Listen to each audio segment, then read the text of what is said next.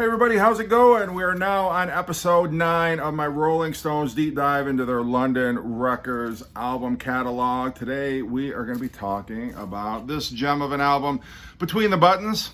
The UK version was released on January 20th. Dad, there's a guy at the I'm front filming door. a video. He looks like he's homeless. What have I said about opening the door to people we don't He know? says he knows you. Well, who? It's me, Jeff. Hi. How are you? Look, Good to everybody, see you. it is Gary, physical form, Matt Rock. Gary, what are you Good. doing here? Well, I knew you had some beer, so I just thought I would come over and say hi because I love this video series you're doing of the Rolling Stones, and I just wanted to sit here next to your greatness. while Gary, you were talking as you know, I'm a big fan of your channel. Well, thank I'm you. one of your Thank biggest you. supporters. As a matter of fact, speaking of the Rolling Stones, Gary just did a What's Great About This Song video for the song Play With Fire. And so I thought, who better to talk about the Rolling Stones than Gary? I was just thinking that. And then I'll be damned if Gary didn't. I didn't come up show to Michigan to see him. What the heck, Wow, right? that's a long way for you to drive, Gary. It is, but it's worth it to see you. Okay, well, And, thanks- and to thanks be in your studio. well, you had great timing.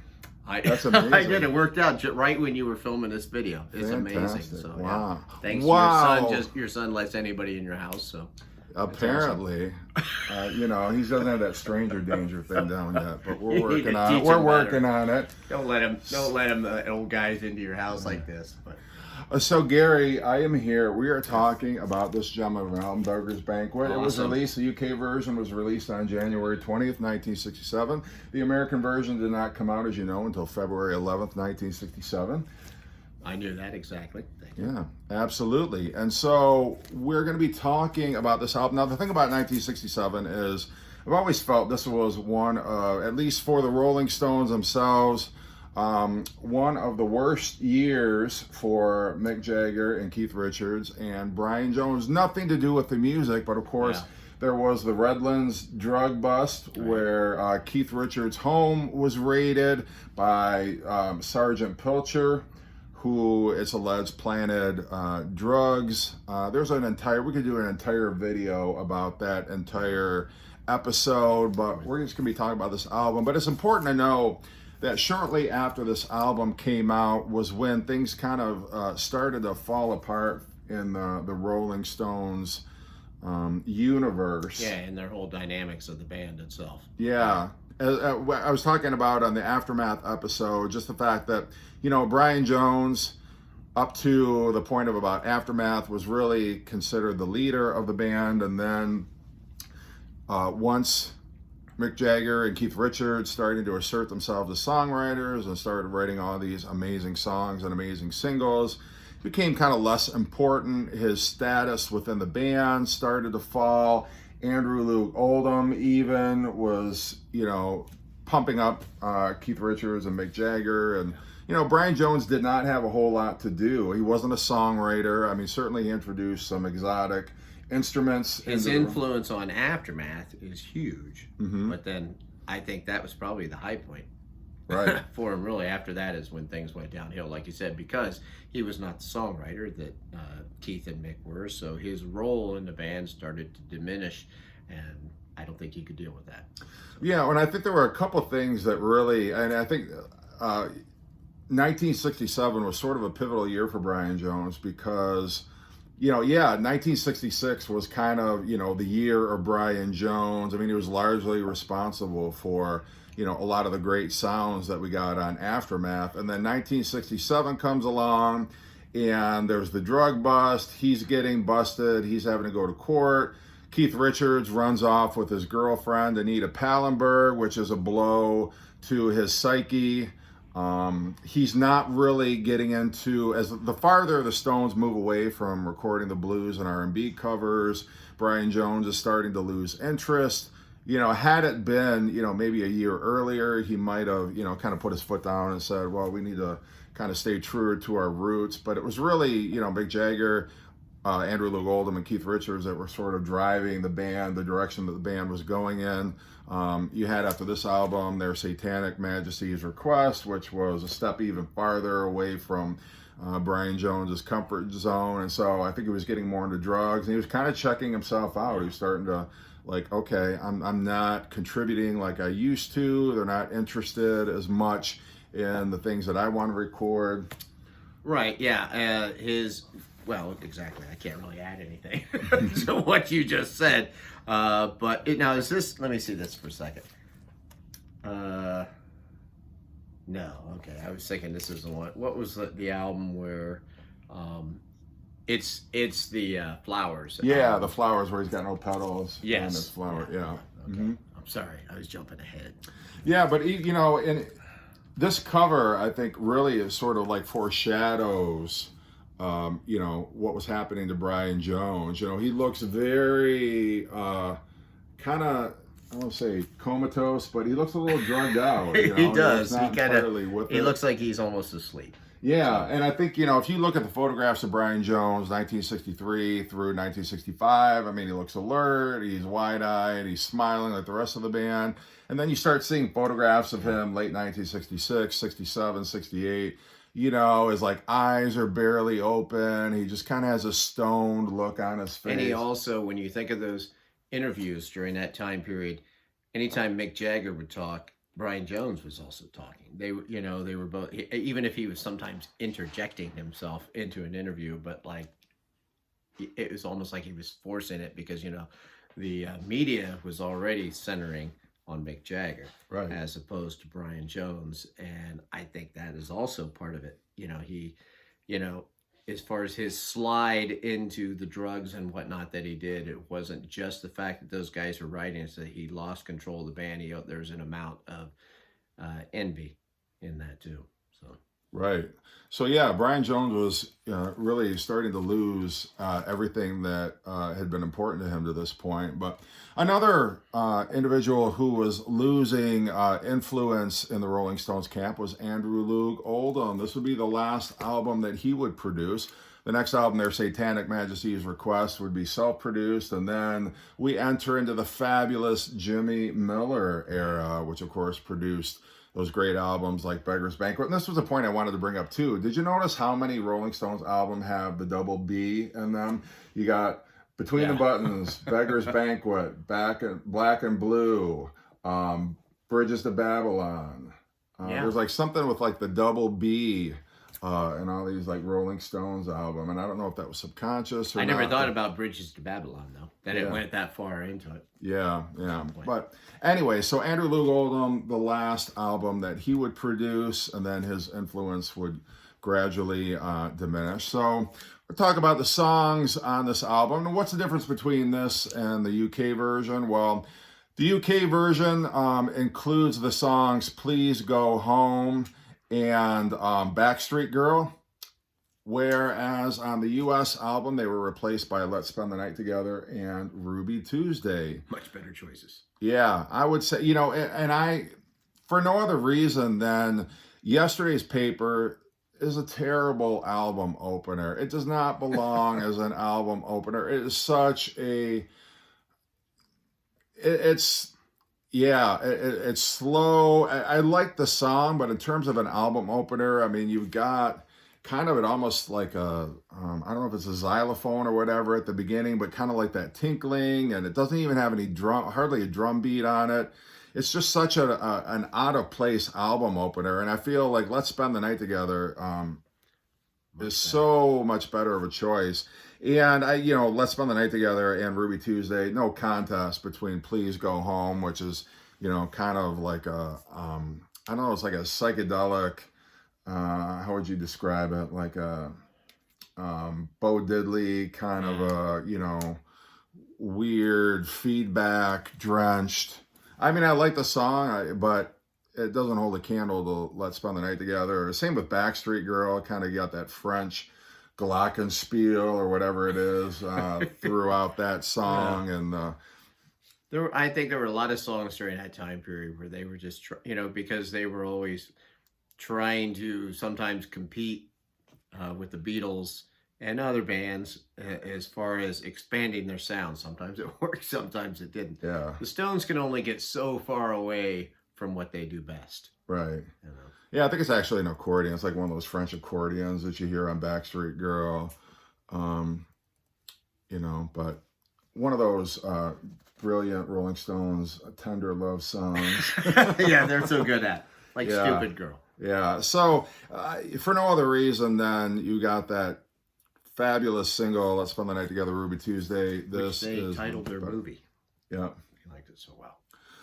So side one leads off with Let's Spend the Night Together. I mean, one of their best singles, piano driven. Is it Let's Spend the Night Together or Let's Spend Some Time Together?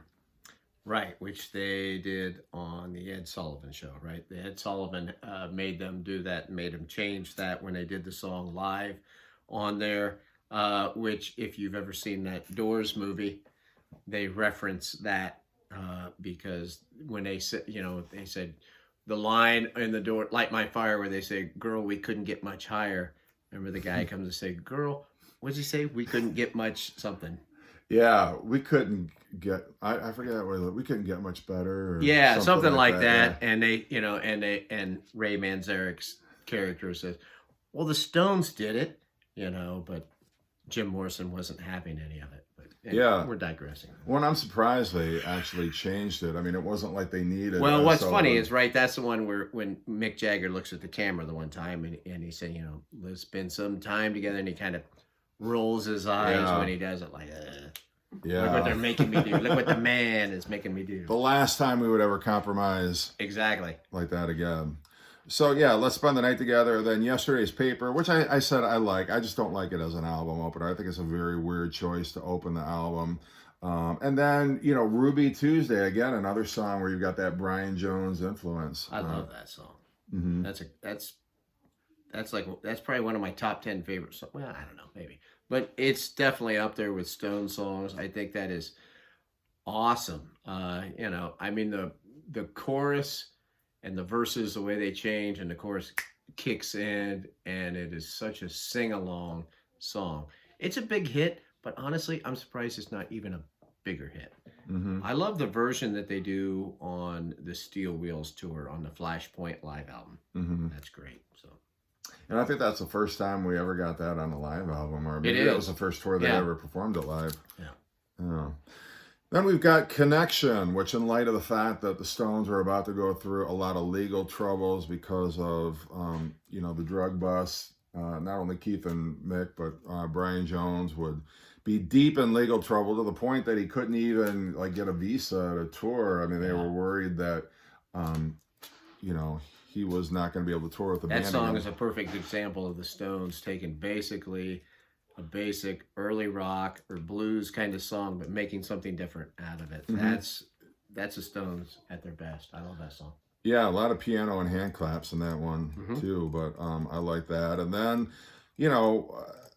kind of another moody, melancholy song was She Smiled Sweetly. Where you've got that organ, almost like that church organ, and then you've got Mick Jagger singing in a way that he's never sung before.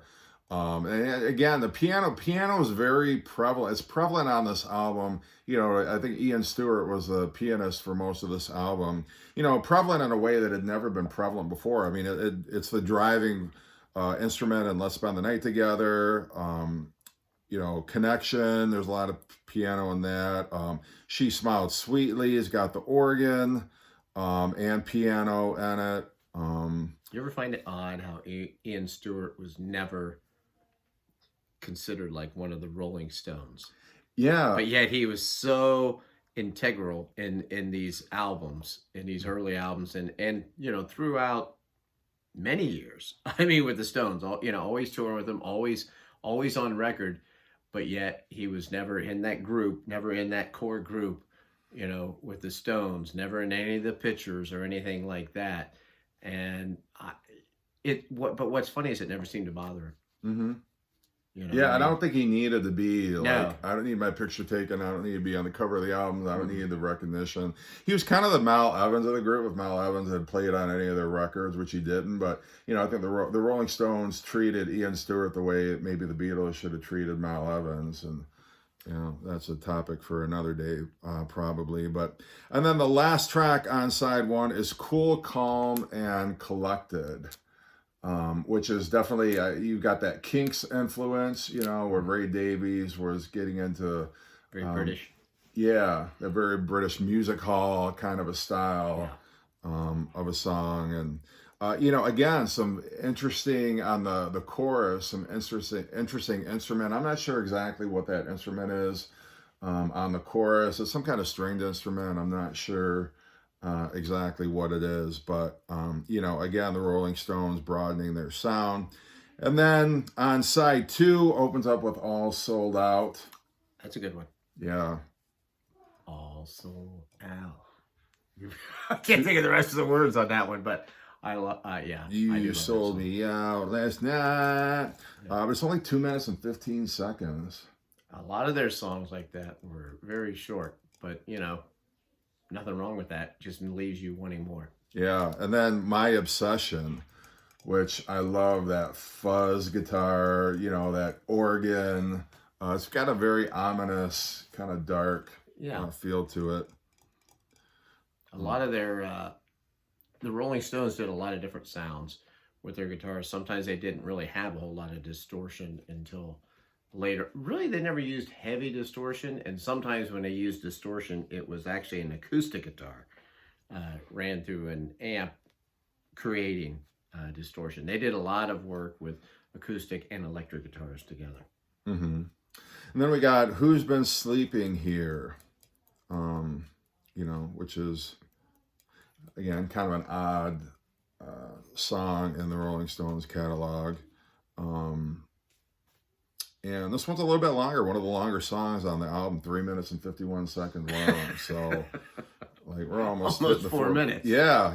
I mean, "Cool, Calm, and Collected" is the next longest song at 4 minutes and 15. Well, actually, something happened to me yesterday. Holy cow, it was 4 minutes and 58 seconds. And you notice none of those songs were hits. Yeah, no. So, because you couldn't have a hit over like 3 minutes and 35 seconds. Yeah, neither was "I'm Going Home." That was never a hit either. It was not. And I like that song, by the way. And I know you don't. Oh, yeah. Well, we won't argue about that on this episode. It's a different album. It's your channel. You're right, buddy. And then "Complicated."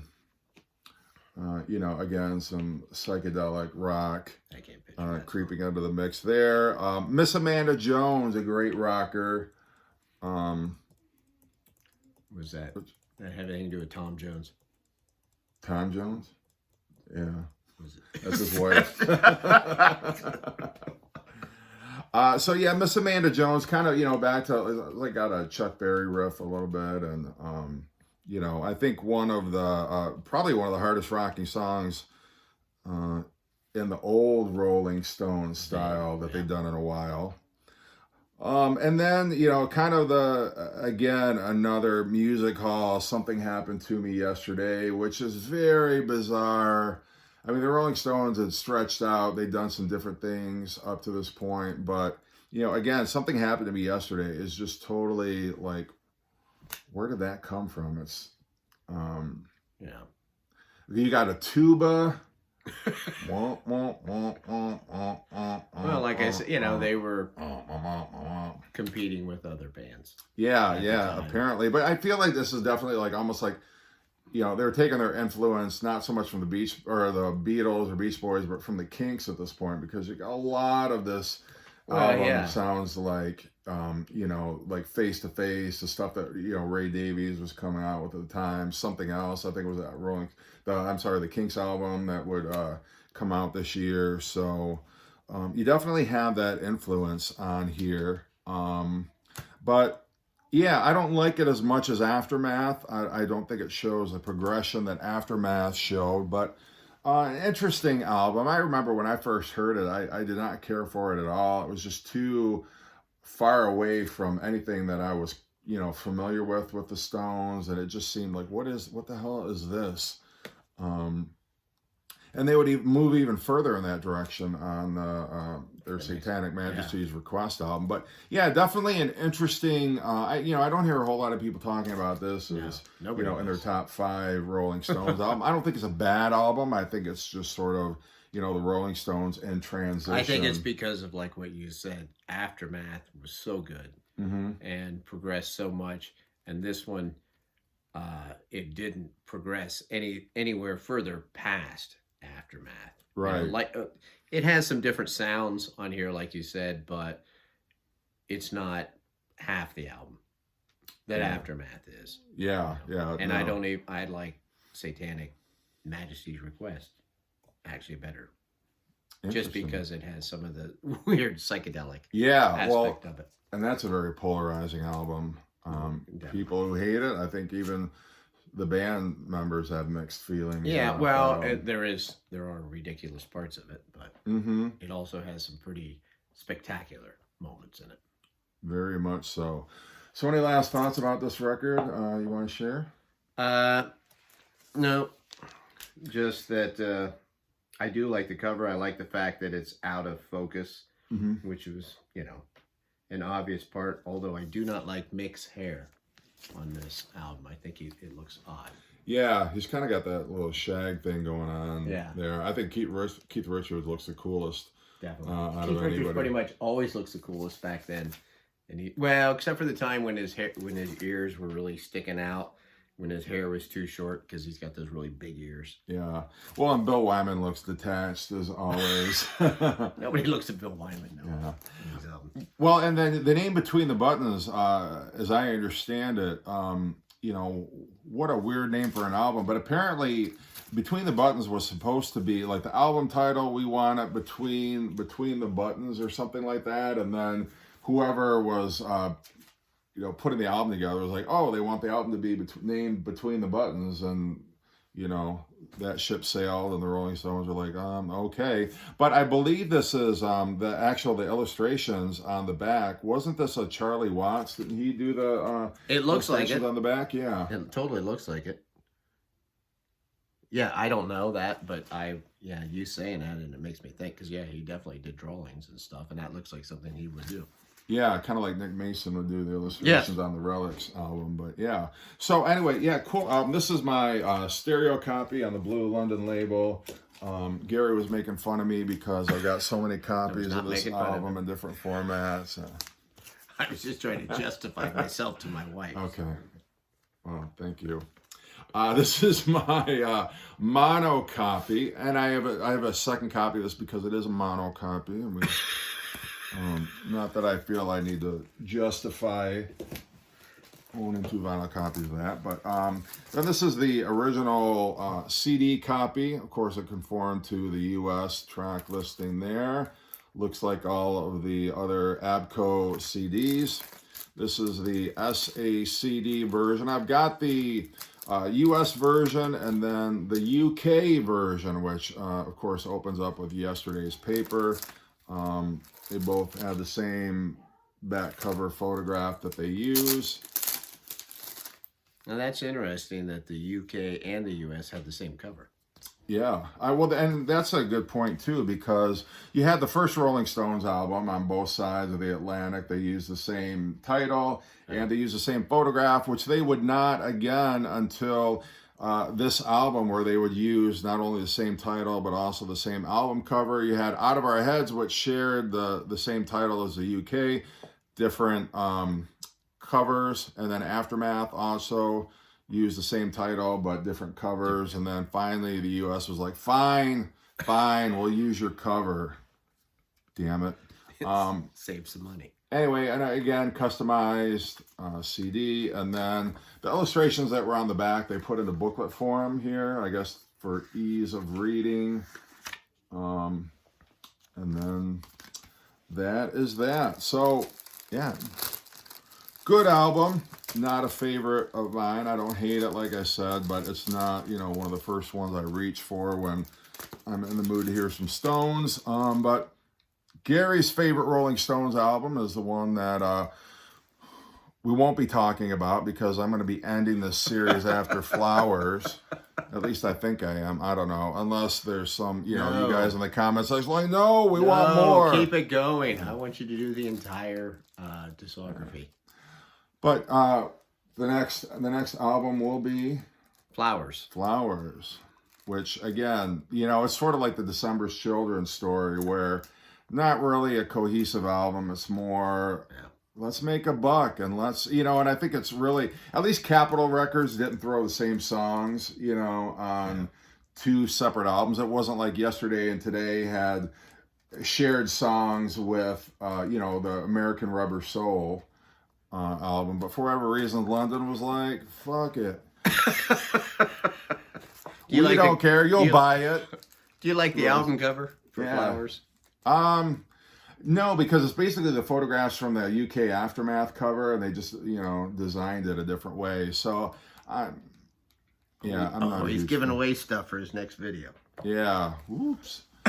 I always got plenty to talk about. Yeah, I'm not crazy about the cover of it either. Yeah, but anyway, thanks for joining me, Gary. This was such a surprise. Thank you for the beer.